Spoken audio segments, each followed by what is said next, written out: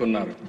దాంట్లో నా రోలు కూడా 1% 0.5% ఉంది. దాన్ని నేను గర్వపడుతున్నా. అది కూడా చేయగలిగాం. మూడోది వచ్చే కొందికి విండ్ ఫాల్ గెయిన్గా డెమోగ్రఫిక్ డివిడెంట్ వచ్చింది. అంటే ఈరోజు ప్రపంచంలో ఏ దేశానికి పోయినా ఏజింగ్ ప్రాబ్లం ఉంది. అందులో ఎక్కువ మంది యంగ్స్టర్స్ ఉండే ఏకైక దేశం ప్రపంచంలో భారతదేశం. ఇది 47 వరకు కొనసాగుతుంది. అందుకే నేను చాలా స్పష్టంగా, ఎందుకంటే దానికి ఇంకొక విషయంలో కూడా మీరు చూస్తే నేను చాలాసార్లు చెప్పాను, సరైన సమయంలో దేశానికి సరైన నాయకుడు, రైట్ టైం రైట్ లీడర్, అది నరేంద్ర మోడీ గారని చెప్పి ఈ అసెంబ్లీలో ఈరోజు కూడా చెప్తున్నా. ఒక రైట్ టైంలో మంచి లీడర్ వచ్చారు. ఇప్పుడు ఈ రెండు కాంబినేషన్లో 2047కి భారతదేశం నెంబర్ 1 ఆర్ నెంబర్ 2గా ఉంటాం. దాంట్లో ఎవ్వరికి అనుమానం అవసరం లేదు. 2028కే భారతదేశం ప్రపంచ పెద్ద ఆర్థిక వ్యవస్థలో 3వ ఆర్థిక వ్యవస్థగా తయారవుతుంది. అయితే ఇక్కడ మీరు గుర్తుపెట్టుకోవాల్సింది, దేశం ప్రపంచం ఒక ఎత్తు అయితే మన రాష్ట్రం, మీ నియోజకవర్గం మనకు ముఖ్యం. మీకు ఓట్లేసిన ప్రజల్ని ఏ విధంగా ముందుకు తీసుకుపోతారనే విషయంలో మీకు ఒక స్పష్టత ఉండాలని మిమ్మల్ని కోరుతున్నా. అందుకని ఈరోజు మీరు చూసినప్పుడు ఇది చాలా స్పష్టంగా చాలామంది అంటున్నారు ఇది అసాధ్యమని. ఎప్పుడైనా సరే అసాధ్యమైనటువంటి టార్గెట్స్ పెట్టుకొని ఒక నాయకుడైన ముందుకు పోవాల్సిన అవసరం ఉంది. ఈ లక్ష్యాలను సాధించడానికి నాయకత్వాన్ని కూడా ఎక్కడికక్కడ మనం తయారు చేసుకోవాలి. దాన్ని తయారు చేసుకోవడానికి కూడా ఈ ప్రభుత్వం సిద్ధంగా ఉందని చెప్పి నేను మీకు తెలియజేస్తున్నా. నెక్స్ట్, ఈ టార్గెట్స్ మీరు చూసినప్పుడు డెమోగ్రఫిక్ ప్రొఫైల్ మనం ఇప్పుడు 5,30,00,000 కరెంట్లని వేశారు. దానికంటే తగ్గాం, 5 కోట్లే ఉన్నాం. అయితే అది 5,80,00,000కి పెరగాలంటే పాపులేషన్ మేనేజ్మెంట్ ఉండాలి. అది కూడా నేను ఎక్స్ప్లెయిన్ చేస్తాను. అదే సమయంలో ఇప్పుడు 72% లిటరసీ ఉంది. దాన్ని 100% రీచ్ కావాలి.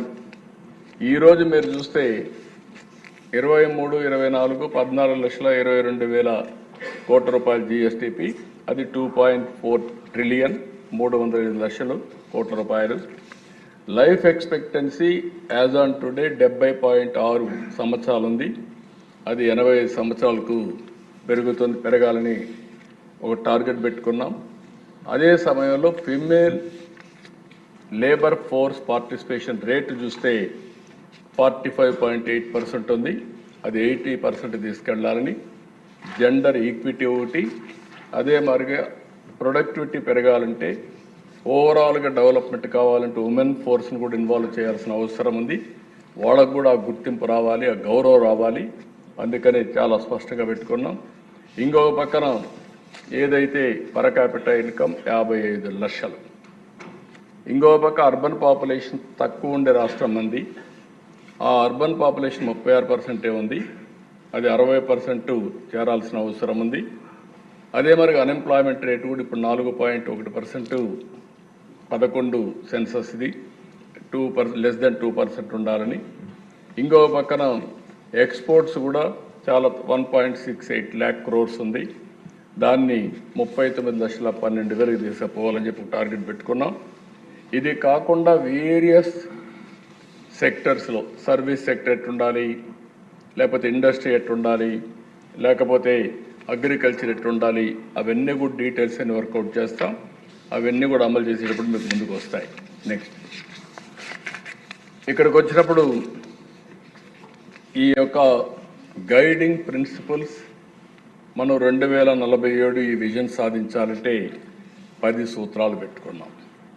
ఈ 10 సూత్రాలు మీరు ఒక్కసారి చూస్తే, zero poverty, population management and human resource development, skilling employment, water security, farmer agritech, global best logistics, cost optimisation, energy fuel, అదే సమయంలో product perfection, Swachh Andhra, deep tech in all walks of life.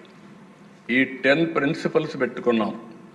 మీరు కూడా మీ నియోజకవర్గ విజన్ తయారు చేసినప్పుడు ఈ 10 ప్రిన్సిపల్స్ని మీరు పెట్టుకొని ఏ విధంగా ఓవరాల్ డెవలప్మెంట్కి దోహదం చేయగలుగుతారో మీరు ఆలోచించుకోవాల్సిన అవసరం ఉంది. రాష్ట్రం, జిల్లా, నియోజకవర్గం, కడాన పంచాయత్, అదే మరి సచివాలయం వరకు ఈ విజన్ డాక్యుమెంట్ తీసుకెళ్తాం. నెక్స్ట్ ఇక్కడికి వచ్చినప్పుడు overall state vision blue print తయారు చేశాం. డీటెయిల్డ్ సెక్టర్ థీమ్స్ వారిగా విజన్ తయారు చేశాం. 12 సెక్టర్స్ రిపోర్ట్స్ అన్ని కూడా తయారు చేసుకున్నాం. డిస్ట్రిక్ట్ విజన్ యాక్షన్ ప్లాన్ 5 ఇయర్స్కి రెడీ అయింది 26 జిల్లాలకి. Vision constituency vision action plan కూడా ఒక 3 నమూనాస్ పెట్టాం. మీరు కూడా ఇన్వాల్వ్ అయితే ఇమ్మీడియట్గా ఒకసారి ఫైనలైజ్ చేసుకుంటాం. ఎక్కడికక్కడ మిమ్మల్ని ఇన్వాల్వ్ చేయాలనేది ప్రధానమైన ఉద్దేశం. Mandal municipality vision action plan కూడా తయారైంది రఫ్గా. ఇంకో పక్క సచివాలయం యాజ్ ఏ యూనిట్ పెట్టుకొని ఈ ఎగ్జిక్యూషన్ అంతా కూడా సచివాలయం ద్వారా చేస్తాం. అదే సమయంలో పంచాయతీకి కానీ వార్డుకి కానీ వాళ్ళు కూడా పెట్టుకొని ముందుకెళ్తారు. నెక్స్ట్ ఇక్కడికి చూసినప్పుడు మండలాలు మున్సిపాలిటీస్ కంప్లీట్ చేశాం. అదే మరి ప్రైమరీ సెక్టర్ అవన్నీ తీసుకొని సెక్టర్ల వారిగా కూడా ఫైనలైజ్ చేశాం. డిస్ట్రిక్ట్ విజన్ డాక్యుమెంట్ కూడా తయారు చేసి రేపు తొందరలోనే కలెక్టర్స్ కాన్ఫరెన్స్ పెట్టి ఆ రోజు దీన్ని ఇనాగరేట్ చేస్తున్నాం. అక్కడి నుంచి కలెక్టర్స్ని అధికార యంత్రాంగాన్ని సమన్వయం చేసి సమాయత్తం చేసి ఏ విధంగా ముందుకు పనులు తీసుకుపోవడానికి చాలా క్లియర్గా టార్గెట్స్ పెట్టుకొని ముందుకు పోతాం. ఇక్కడ మీరు చూస్తే ఒక్కొక్క జిల్లాలో ప్రైమరీ సెక్టర్ ఎక్కువ ఉంది. ఇంకో పక్క కొన్ని మేజర్ ఇన్ఫ్రాస్ట్రక్చర్, ఇండస్ట్రియల్ కారిడార్స్ ఇలాంటివి ఏమేమి అవసరమో వర్కౌట్ చేయడం. ఏది చేసినా ఆ జిల్లా ఆర్థిక పరిస్థితులు ఈరోజు ఎక్కడున్నాం, ఏ విధంగా వారికి కొన్ని జిల్లాల్లో చాలా వరకు మీరు ఒకసారి చూస్తే పర్ క్యాపిటా ఇన్కమ్ కానీ జిఎస్టిపి కానీ చాలా తక్కువ గ్రోత్ ఉండే జిల్లాలు ఉన్నాయి. ఇంకొక పక్కన మారిన ఆర్థిక పరిస్థితులకు అనుగుణంగా మీరు చూస్తే రాయలసీమలో నీళ్ళు వచ్చిన తర్వాత ఒకప్పుడు రాళ్లసీమని ఎడారిగా మారిపోతుంది అనుకున్నారు. ఈరోజు నేను గర్వంగా చెప్పగలుగుతున్నా రాయలసీమ రతనాలసీమగా తయారవుతుందని అనుమానమే అవసరం లేని అలాంటి పరిస్థితికి వచ్చాం. హార్టికల్చర్ హబ్గా తయారవుతా ఉంది. ఇంకో పక్కన పవర్ మొత్తం జనరేట్ చేయాలంటే సోలార్ వచ్చిన తర్వాత రాయలసీమ సోలార్, విండ్, పంప్డ్ ఎనర్జీకి కేంద్ర బిందువుగా తయారయ్యే పరిస్థితి వస్తుంది. ఇవన్నీ గేమ్ చేంజర్. ఆ విజన్ మనం ఇవ్వగలిగితే, అవన్నీ అమలు చేయగలిగితే మనం ఎక్కడికో నేనే చూశాను. ఒకప్పుడు అనంతపూర్ కరువు జిల్లా, నేను సమైక్య ఆంధ్రప్రదేశ్ చూసేవాడిని.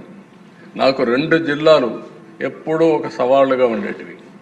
కడవ జిల్లాలో నీళ్లు ఉండేటివి కానీ అనంతపూర్లో తక్కువ వర్షపాతం పడేది. రెండోది మహబూబ్నగర్ కూడా పక్కనే కృష్ణా నది పోతుంది కానీ నీళ్లు ఉండేటివి కాదు. ఈ 2 పైన ఎక్కువ కాన్సన్ట్రేట్ చేశాం. కొన్ని జిల్లాలు ఉన్నాయి. ఈరోజు విజయనగరం ఉంది, నీళ్లు ఉన్నాయి. శ్రీకాకుళం ఉంది, నీళ్లు ఉన్నాయి. ఆదిలాబాద్ ఉండేది, నీళ్లు ఉండేటివి కానీ అభివృద్ధి తక్కువ ఉండేది. అక్కడ చైతన్యం కారణం. అలాంటి అనంతపూర్ జిల్లా ఈరోజు ఆర్థిక వ్యవస్థలో మీరు చూస్తే 26 జిల్లాలో 5వ స్థానానికి వచ్చామంటే రేపు ఎల్లుండి ఫస్ట్ స్థానానికి వచ్చిన ఆశ్చర్యం లేదు. ఏదైతే అగ్రస్థానంలో ఉండే ఈస్ట్ గోదావరి, వెస్ట్ గోదావరి ఇలాంటి జిల్లాలు ఒకప్పుడు దేశానికి అన్నదాతగా పేరుగాంచినటువంటి అన్నపూర్ణగా ఉన్నటువంటి ప్రాంతాలు కూడా ప్యాడీ పైన ఆధారపడే కొద్దిగా ఆదాయం తగ్గే పరిస్థితి వస్తూ ఉంది. ప్రత్యామ్నాయాల ద్వారా ఏ విధంగా ముందుకు పోవాలో మనం వర్కౌట్ చేయాల్సిన అవసరం ఉందని చెప్పడానికి మీకు తెలియజేస్తున్నా. నెక్స్ట్ ఇక్కడ కాన్స్టిట్యున్సీ 175 కాన్స్టిట్యున్సీలు డెవలప్మెంట్ నీడ్స్ని బట్టి ఏ విధంగా వర్కౌట్ చేయాలనో కీ ఫిజికల్ అండ్ ఇన్ఫ్రాస్ట్రక్చర్